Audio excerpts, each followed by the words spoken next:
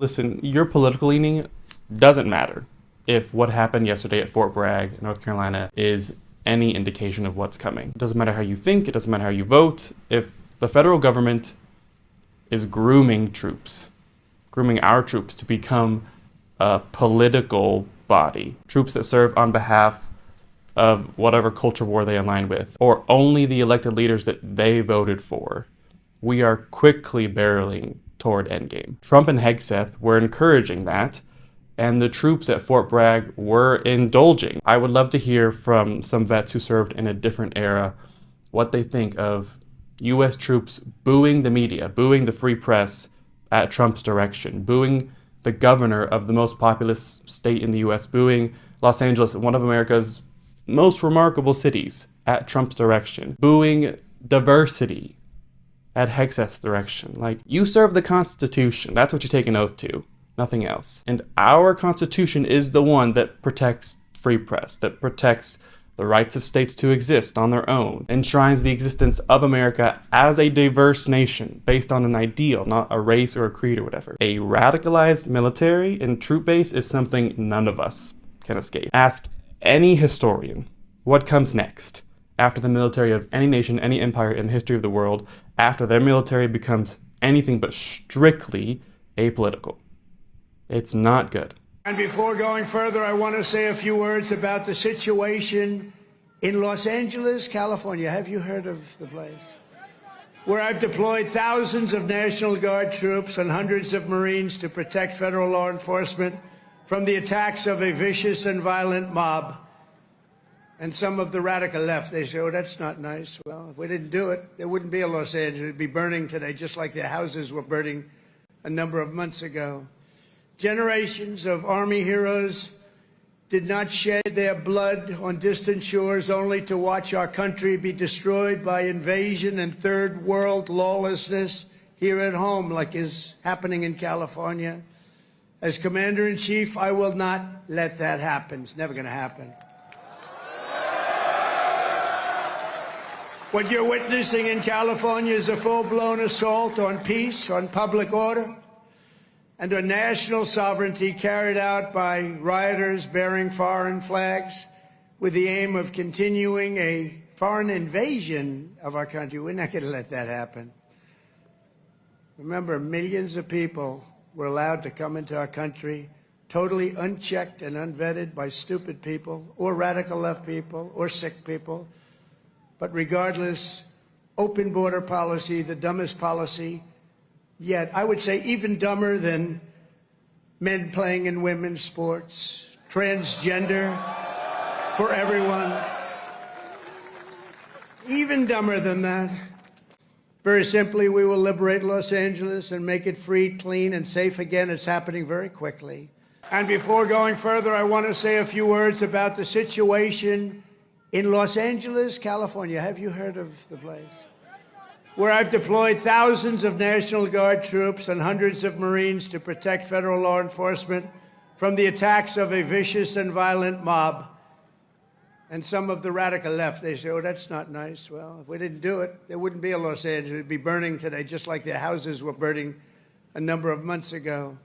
Under the Trump administration, this anarchy will not stand. We will not allow federal agents to be attacked, and we will not allow an American city to be invaded and conquered by a foreign enemy. And that's what they are. Oh my God, Trump doesn't even know who we fought against in World War I. Listen to this.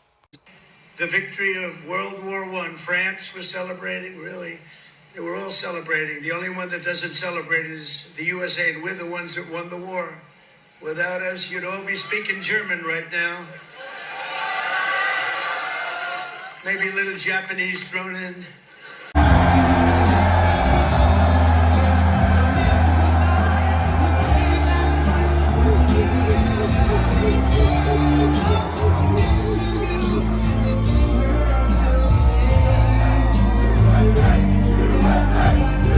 And some of the radical left, they say, oh, that's not nice. Well, if we didn't do it, there wouldn't be a Los Angeles. It'd be burning today, just like their houses were burning a number of months ago. Very simply, we will liberate Los Angeles and make it free, clean, and safe again. It's happening very quickly. And before going further, I want to say a few words about the situation Y'all have seen, the video of Syphilitic Sid at what was Fort Bragg, then it wasn't Fort Bragg, but now it's back to Fort Bragg. Y'all saw the video and, the soldiers, and during the speech, when he attacked Gavin Newsom and Biden and everybody else, everybody he hate, they were booing at certain points and clapping at certain points and, all of that. So it's being reported that the soldiers who appeared in that clip that were allowed to be in there were interviewed beforehand. They were interviewed, and if they were pledging their allegiance to Syphilitic Sid, they were allowed to be in the room, right? But the other part of that is that if they were fat, that's not my word. That's his word. He didn't want, even if they supported him, he didn't want anyone that didn't look good for the camera. So, as long as they were skinny, and most of them, if you look at that clip, were white men. So it's being reported that at this point, Pete DUI Hegseth is segregating the military and segregating by color. So if you are white and you support Syphilitic Sid, you're good and you can stay. Everybody else, if you're a person of color, a woman, gay, they don't want you in there. They're already starting that process to remove people from the military who are not cisgendered white men. That sounds a little gay to me, but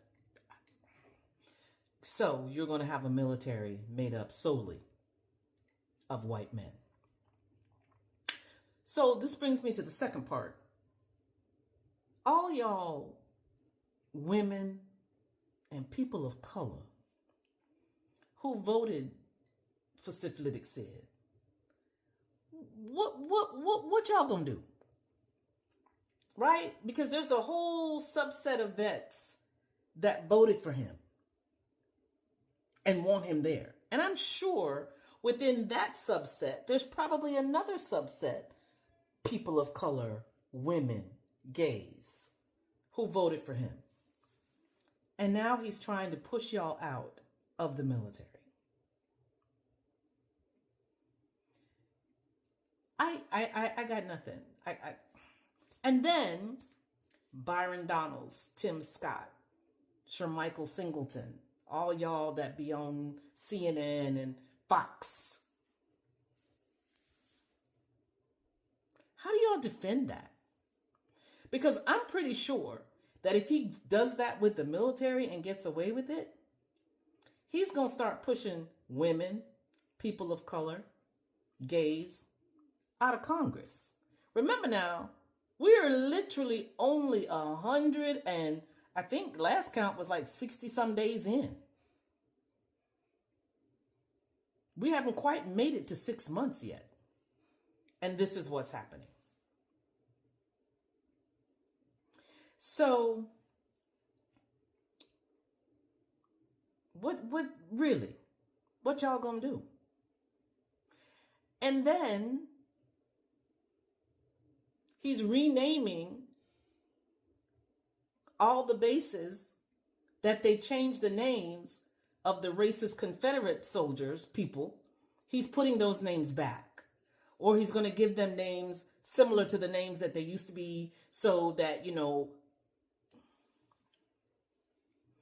And when asked the question about how the impact of that is for women and soldiers of color to have to work at a base named after a known racist, he said, well, they can just leave.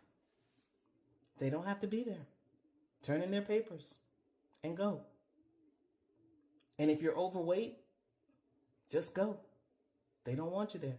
Which I find really funny that he's so obsessed with weight and like it ain't like he, you know.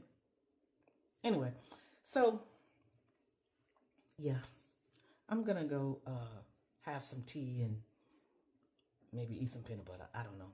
Good night. Okay, so apparently at Donald Trump's big speech to the military the other day, yeah, the one at Fort Bragg, commanders were literally ordered to handpick soldiers who were physically fit, presentable, and most importantly, pro-Trump. They wanted people who would look good on camera cheering him on. Like we're casting extras for a fucking dictator's promo video. And it doesn't stop there. These weren't just soldiers showing up to be respectful. They were in uniform, actively booing elected officials Donald Trump doesn't like California's governor and the mayor of LA, and cheering every time he attacked Biden or the press. Fuck what you believe.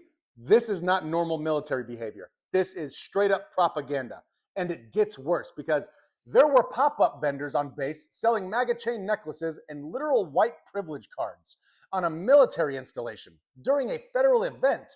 Like, what in the actual hell are we doing, guys? This isn't just cringe, it's dangerous. The US military is supposed to stay politically neutral. This is not some optional guideline, it's a fundamental part of our democracy.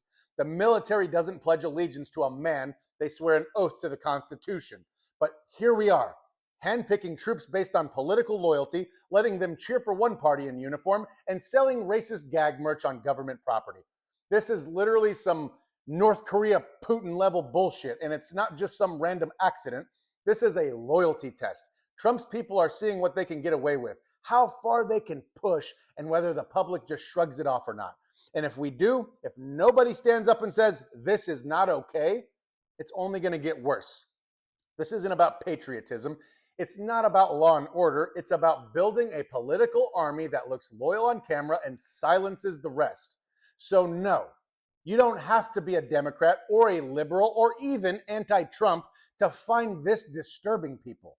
You just have to give a damn about democracy or the republic, whatever you want to call it, because if we let this slide, we're not the country we think that we are anymore. Share this, please, because people need to know what's actually happening. You can't fight back if you don't even know what you're up against.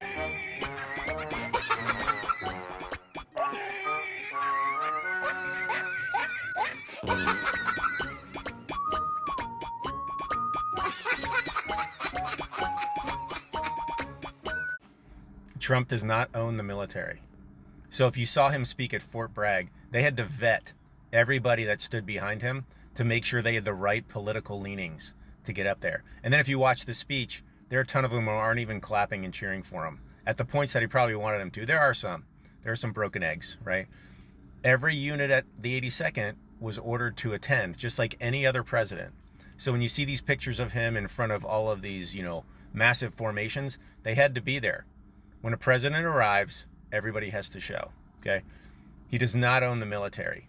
That was a staged event. There are people in the military who support him, absolutely. But you even had commanders at Bragg saying this is a breach of normal military protocol, where especially him bringing on, vendors to sell MAGA shit, okay, at a military event, which has never been done before, okay? But he doesn't really care about those lines, and nothing will probably happen to him. But when we talk about the fact that he does not own the military, let's go back to a couple other things, right? 70% of veterans, all veterans, are opposing this military parade for him on June 14th, okay? This is from, a group of people that 66%, I believe, after the 2024 election said they voted for him, but 50% of 9/11, post 9/11 vets said they voted for him. And now he's lost 70% on this parade. And this is, of course, after all of the VA cuts and threatening to fire 80,000 more folks, which directly affects the care of these individuals. Let's go to the point where he had to pass over every 4-star general in the military to get to a retired 3-star to run the chairman of the Joint Chiefs of Staff, because he said that guy might do what I tell him to do. And that doesn't mean all the officers and the leaders underneath him will do it, all right? Because there are those things like called the UCMJ and the Oath to the Constitution, okay, which we have the most professional military force in the world. And we are trained from day one to obey that. So will you have some broken eggs? Absolutely, okay? They're not bad eggs. They're absolutely broken if they're following this guy. Absolutely. They are the smaller segment of the military. And I honestly believe that. And when we talk about LA, you say, well, the National Guard is there, right? They can protect federal buildings and they can protect federal employees, which unfortunately ICE are, even while they're doing Gestapo shit. All right? They are federal employees. So they can do that. And they are there to do that job. The Marines, there are 500 Marines at Pendleton already. So when they blow this up and try to make it a bigger thing than it is, there have not been unlawful orders passed yet, which military units have agreed to and followed. Okay, please don't go down that road yet. They believe in the military, believe in the professionalism of the military, or believe in what, they have faith in, which is the oath to the Constitution and this country, and we the people, and the UCMJ, which is basically covers their performance and what they do in the military, and is their guidelines, like their rules and their guidelines. Okay, so he does not own the military. It may look that way. He wants you to think it's that way because he wants you to be scared. And remember, that is the goal. And they will make it theatrical. They may, oh, look at this. I've got everything under control and you can't do anything about it. And that is absolute bullshit. He does not own the military. Think about those things. All right? If he starts to go down the road where he's giving unlawful orders, shit will get real fast. All right? He does not own the military.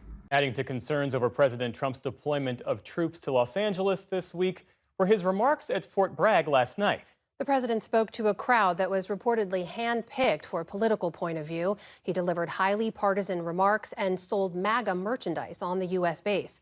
For perspective on this, we turn now to Graham Parsons. He was a tenured philosophy professor at the U.S. Military Academy at West Point until he quit last month in protest after the Trump administration limited which books and classes could be taught. Graham Parsons, welcome to the NewsHour. Before we get to the Fort Bragg event, I just want to get your take on this moment in Los Angeles, where we now have hundreds of Marines, thousands of National Guard troops deployed against the governor's wishes to respond to civilian protests. What are you making as you watch this moment unfold? Well, I'm very concerned. There's two concerns, really. First, it's a law enforcement issue. Law enforcement is very different from war. And law enforcement is consistent with the constitutional order and the civil rights that all Americans are supposed to have. Mm-hmm. War doesn't regard constitutional rights. There's combatants and non-combatants. And combatants, you can basically do whatever you want to. There's no civil protections for combatants. So my concern is that the Trump administration has militarized what is effectively a law enforcement issue. Mm-hmm. This is a really grave threat to the constitutional order. Soldiers, for one, aren't trained to engage in law enforcement. They don't know how to engage with people and respect their constitutional rights. And then secondly, the Trump administration is teeing up a resort to potentially the Insurrection Act, which would effectively be the declaration of martial law, which is literally the negation of the constitutional order. So there's a really profound constitutional problem here. Well, let me ask you. The second issue. Please go ahead. Yeah, sorry. The second issue is it's not just any law enforcement issue.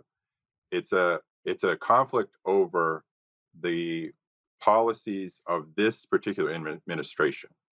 Okay, so it's a political conflict between opponents of the administration and the administration. And the administration has really leaned into this. They're calling the protesters, really inflammatory things: animals, insurrectionists, aliens, criminals, really treating them as not Americans. Well, Graham, if I may, I do want to get to the Fort Bragg incident because I know we spoke a bit about this earlier. And for those who missed some of the president's remarks yesterday, I just want to play a few moments of what he had to say. Here that is. The fake news, ladies and gentlemen, look at them all. Oh, what I have to put up with. Fake news. This is a record crowd. You never had a crowd this big. That's an honor.